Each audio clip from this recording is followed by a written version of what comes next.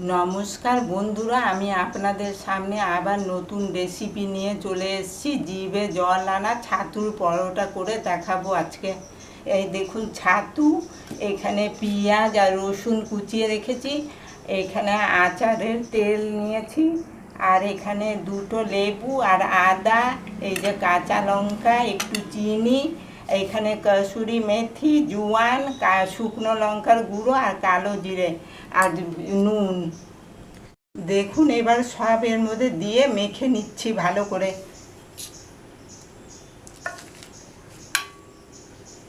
আচারের তেল দিয়ে দিলাম, পেঁয়াজ আর রসুন কুচিয়ে রেখেছিলাম দিয়ে দিলাম, এখানে লেবু দিলাম, একটু লেবুর রসটা, আর এখানে কাঁচা লঙ্কা আর আদা, আর একটু আন্দাজ করে নুন, একটু চিনি দিয়ে দিলাম। এবার জল দিয়ে একটু মেখে নিচ্ছি সব। দেখুন আমার ছাতু পরোটা করার জন্য ছাতুটা আমি মেখে নিয়েছি।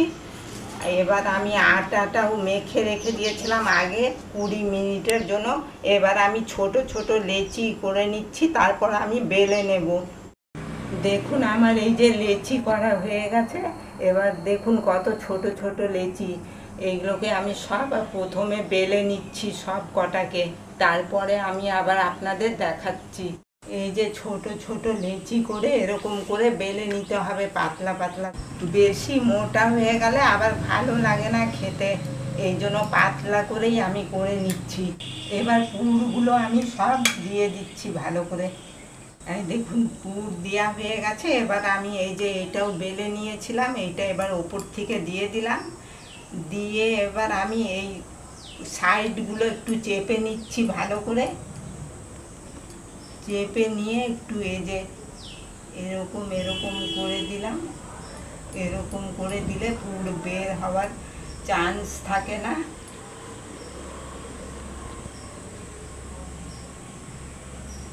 এই যে এরকম করে করে দিই। এই দেখুন হয়ে গেল আমার। দেখুন আমার তাওয়াটা গরম হয়ে গেছে, এবার আমি ছেড়ে দিচ্ছি। এবার আমি সাদা তেলে ভেজে নিচ্ছি ভালো করে। দেখুন আপনারাও এমনি করেই খাবেন। বেলে বেলে রাখলে এই সুবিধা যে পুর ভরে আর বেলতে হয় না পরে। দেখুন আমার ছাতু ভরা পরোটা তৈরি হয়ে গেছে। এইটা ধনেপাতা চাটনির সাথে খাবেন, দেখবেন কি ভালো লাগে। আমার ছাতু ভরা পরোটা রেসিপিটা যদি আপনাদের ভালো লেগে থাকে, লাইক করবেন, শেয়ার করবেন, কমেন্ট করবেন, আর প্লিজ সাবস্ক্রাইব করবেন আমার এই চ্যানেলটাকে। বন্ধুরা আমার সাথে শুরু থেকে শেষ পর্যন্ত থাকার জন্য ধন্যবাদ।